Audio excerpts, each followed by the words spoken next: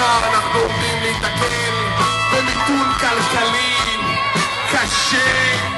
אנחנו עומדים בפני מיתון כלכלי שלא ידענו כמותו מאז 1920. זה לא הולך להיות קל רבותיי, זה לא הולך להיות קל. אנחנו עומדים לצרוך פחות בשר, פחות חלב, פחות אבוקדו, פחות קוקה קולה, פחות בגדים, פחות דברים שעושים אותנו מאושרים.